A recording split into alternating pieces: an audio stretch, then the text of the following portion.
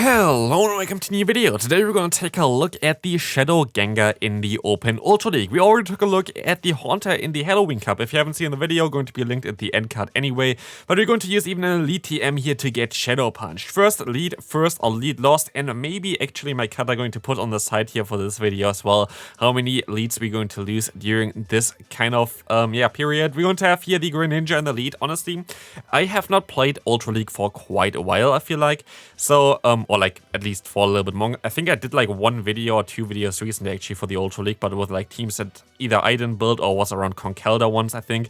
But I wasn't really too familiar with the meta right now, but I decided I'm just gonna go ahead and go for a Steelix, which seems really decent, as well as the Toxicroak, which is a really cool core, which only really gets broken by Swampert really, which is really decent in general. But of course here we're going to encounter in the first game already a lead loss, a Gliscor, which is running Aerial Ace all of a sudden, but usually if they run Aerial Ace, they're still running Night Slash because of the Giratina as well as Cresselia. So I'm going to assume that they're not running Earthquake here either, so I decided to just go ahead and let this move go through. And of course, if I say that like this, of course, they're running Earthquake. So, first game in, we're going to see that we're gonna get hardwalled for the second game as well, so 2 out of 2 for this one, and of course it's going to be the Swampert. This is actually the first game I think that I played with this team, which of course is always ideal to encounter. I think it's actually the second game that I played with this team. It's not really in order, but we're gonna see every game that I played with this team here, so you're going to see all the things about Shadow Gengar as well as about how this team is going to work, or if it's even going to work. But for Swampert, funny enough, you're actually going to be kind of fine in the 2-shield scenario if you would shield the first move up. I didn't really decide to do it because I wanted to keep my shields for my Gengar, and maybe this works out well for me as the opponent has the Warren in the back. I decided to go for a bait because I thought that the opponent might fear a Shadow Ball, but they apparently don't, so I decided to go for another Shadow Punch myself. Shadow Punch is going to do some decent damage against the opponent. I can shield this move up, which is going to be the Icicle Spear, and I'm going to try to go for the full farm down here against the opponent, which, of course, does not work out by one fast move, which is, of course, amazing for me, as I can still go for a Shadow Punch against the Swampert, which has a move stored, so their move is going to go to waste, as the opponent going to let this move go through anyway. And what are we going to encounter in the back? Of course, one of the hardest counters to Toxicroak. Next game coming up, let's see what we're going to encounter here. This is fairly, I mean, it's kind of a neutral lead. I would not really say that this is a lead lost directly, but it's also not really an ideal lead either, I would say. But we're going to here see the opponent swapping out into the double, which is going to be okay for us. We can just stay in for a little bit, wait until they throw their charge move, and this is going to be the payback, which is going to be fine, as I can swap out into my Toxicroak, and maybe this game is looking a little bit better than the hardwall games in the beginning. We're going to get out the Body Slam from the opponent. I'm just going to go for the full farm down because why not? I can go for the full farm down here, get the entire energy from the opponent, as well as I can go now for the buffed Mud Bomb against the opponent's Galarian Weezing, which is going to be super effective and gonna be 2-shotting the opponent. So far, so decent here, as we're going to be able to just go ahead and go for the Mud Bomb against the opponent again afterwards. But no, I'm going to decide to let this move go through. But they're actually running Play Rough. I expected that they would run the Brutal Swing, which makes this matchup a little bit easier for my Gengar. Still going to use a shield on the Overheat, and let's see what they're going to have in the back. It's going to be the Greninja. I decided to go straight for the Sludge Bomb, hoping that they don't know about my moveset, but sadly they did know about my moveset, and now I can still hope that I can go for the Earthquake here, and Earthquake should knock out a Greninja from this range, right? Also, why are there so many Greninjas? I haven't seen them at all when I had like my double counter team, but now they are everywhere, which is of course also a great core breaker for my team. And no, they survived with like 1 HP left, and they're going to win the game with that, so good game there. Moving on to the next game. Fourth game, third, definitely lost lead there without any doubt really, which is going to be again a Toxicroak here from the opponent. They still have the cap on. I'm going to decide to go into my own Toxicroak because my best answer for the opponent there would be my Gengar, and I don't really want to get rid of my Gengar early on. So here, that was actually kind of working out well for us. Even though we got completely walled in the lead, I'm still going to be able to go for another charge move here. Mud Bomb going to get the opponent low, and now the opponent will be in range for the Dragon Tail down from my Steelix, which can be very good for me. I will be able to let this move go through here as well. It's going to be the Weather Ball, and we can just go for the full farm as the opponent is going to have here in the back the Toxicroak. I can just go ahead and go for the Shadow Punch, which is going to hopefully do enough damage to knock them out. I'm not sure about we are Shadow, but no, it's barely not enough, but we're gonna definitely put the opponent to range for just one Dragon Tail if it ever comes towards that. But the opponent going to run in the back another Greninja. So, yeah, like, honestly, I don't know why, but Greninja is apparently on every team all of a sudden. Like, literally, like, the last team that I played was the Conkeldurr video, which I think uploaded on Tuesday. And I didn't encounter really any of those. And now my team is completely... I mean, okay, my Pokemon in the back is kind of fine against it, my Toxicroak, but both my lead as well as my Say-So completely weak to Greninja everywhere together with Toxicroak. Maybe I should have also played Greninja, who knows. Would have been also a cool idea, to be fair, maybe Greninja plus Toxicroak, but I don't know. Next one coming up, next team going to be Golisopod in the lead. Look at this, it's going to be a Pokemon that apparently going to win against Steelix, so I would count this as a counter. It is not as bad as you might expect, unless they're gonna get the debuff immediately.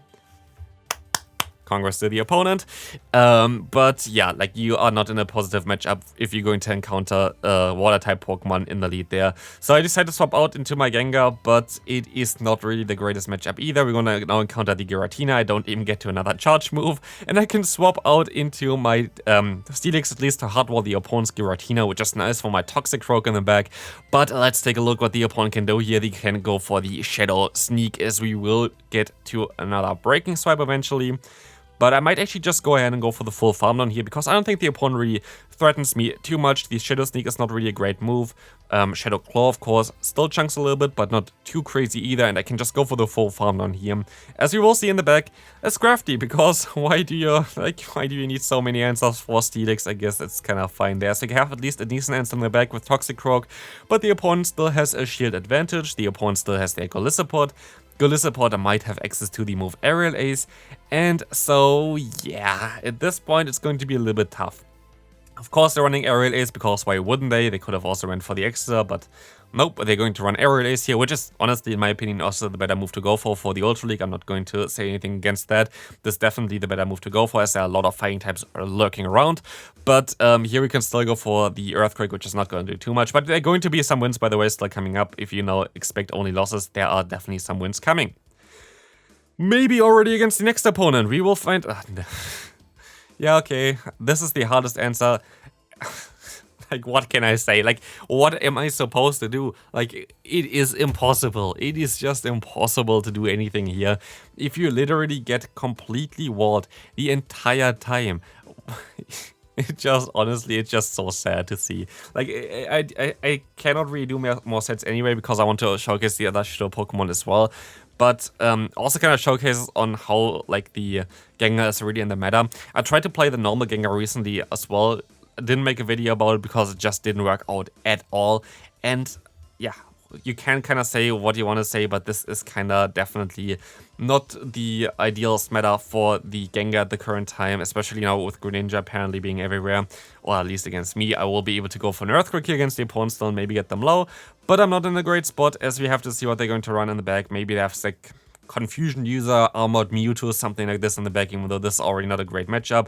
No, they're going to have their own Toxicroak in the back, and as they're going to have now a shield advantage, thanks to the Surf there is literally nothing I can do about it. I can use a shield, I'm still going to try, maybe I'm going to be able to get onto my Steelix in time, but looking at the switch clock here, I am fairly certain that I'm not going to be able to do this, so let's see. Yep, the opponent can get still to a move here before I can swap out, and this is going to be it for this game as well, so good game there.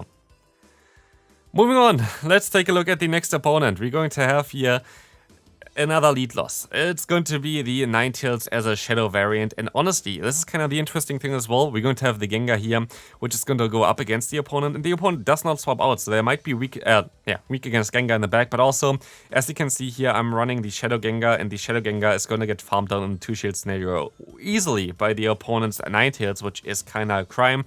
I make a small mistake here by going into my Steelix. I didn't want to take the charge move from the opponent onto my other one, onto my Toxicroak. I wanted to get like basically some advantage with this. Turns out they have Giratina in the back. Of course, I couldn't know this before. Like, I had no idea about what they're going to run in the back. If I knew that they had something like the Giratina in the back, I would have most likely went into my Toxicroak, let the move go through, and then try to sweep endgame with Steelix. But you never know. Like, you never know. You don't know what this is going to be in the back. Especially for Ultra League, I feel like it's a little bit difficult to predict. Currently, it feels like you just throw 3 meta Pokemon together and hope for the best. But here we can still go for one Breaking Swipe against the opponent. and it literally breaks me as we're going to have another Sylveon, like basically another Charm user in the back. So the opponent is running ABA Charm. Great, honestly, it's so lovely to play against this. It is amazing, I love it every time. But maybe there's still a chance of me winning this game here, because we have our Steelix and we can at least still go for the Earthquake, which is going to do enough damage to knock out the Sylveon now. And I have to hope that the Ninetales is in farm down range. They are very, very low in the red health, but nope, they are not, and they can knock me out. But we're going to still have some wins here coming, so definitely stay tuned for them. Maybe the next one going to be better. Let's see what they're going to run in the lead. We're going to encounter the Tapu Fini. It's honestly like it. Next Pokemon, Greedent, amazing. Like, I cannot even really commentate anything about it. What can I say? Cool. I get hard countered the entire time throughout every single game. What am I supposed to do here? Like, literally, I rarely show this kind of stuff. Now I show it because it's about a new Pokemon. It kind of shows at least on how it stands in the current meta is, which is definitely not really ideal because most Pokemon that we're going to encounter, not too great against it or like for it. So at least I feel like that's kind of decent to showcase it, but usually, at least, those teams don't really come onto my YouTube channel, like, those things just happen. But I see, like, a lot of people wanting to see also the teams that fail and why they fail, and here I feel like it's just honestly RPS. Like, there's no lot that I can do about it. There's no skill involved in winning or losing those here, as you're going to encounter a Skeletorch in the back. Again, a Ghost type against our Fighting-type Pokemon in the back. Isn't it amazing? It is still at least playable as we have Mud Bomb, but the opponent is going to have, of course, Shadow Ball as well as the Disarming Voice, which might be a little bit tricky to deal with later on. But the opponent just going to get, of course, the advantage with a Fast Move already. You see how much the Incinerate chunks on my health, as well as the opponent is not taking any damage from counter. So I can still go for a Mud Bomb here, but it is a tough one to still come back from. Let's see. We're going to be able to knock them out. They're still going to have a shield left. I still have some energy on my Steelix, but yeah, the opponent is going to catch a move onto the Greedent, which is not really ideal either. So yeah, this is going to be it for this game, as well as we can now try to swap out into my Steelix. And we can go for the Breaking Swipe, which is going to get the attack drop, which is amazing. I tried to get the last shield, of course, but this is going to be it for this game, and we can move on into the next one. Moving on to the next one. If we have not lost the lead yet, of course we're going to lose the lead here again. Honestly, I just can't. It is just so sad. Literally every single game I get hard-walled. Here I can still at least go for one charge move, but the opponent, I guess, knows those matchups a little bit more because they know that they can farm me down in a 2-shield scenario, which is a smart play by the opponent, of course, but here I have to kind of try to do as much as possible with my Gengar. Of course, we're gonna get hard-walled by a Greedent next, because why not? It's honestly like I can't. It just literally breaks me the entire time. We can at least still align our Steelix so we can have some play at least later on. We have a ton of energy stored into our Gengar, which might come in clutch later on, but it depends on what they're going to run in the back. Maybe they have something we can get back against Gengar. It would be very nice, and we can still go for the Earthquake here, at least against the opponent, which is going to be fine for us as well, as the Earthquake is going to do some decent damage against them. But we can at least try to go ahead and go for a farm down now afterwards. Let's see if this is going to work. We're going to see the Toxicroak in here, as we will be able to let this move go through here, and I can still at least try to do something with my Gengar. At some lag there, I want to go for the Shadow Punch immediately, but the opponent will say would have shield anyway, so my only play is now to farm them down, which of course doesn't work out because the opponent survives with 1 HP again. So that's amazing, isn't it?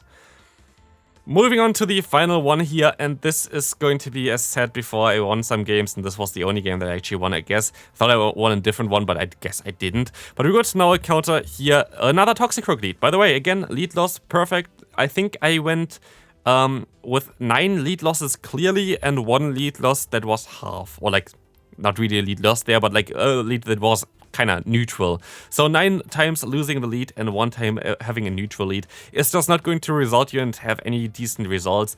Honestly, it's just most likely unlucky. If I would play a little bit more, I would most likely get some better results with it.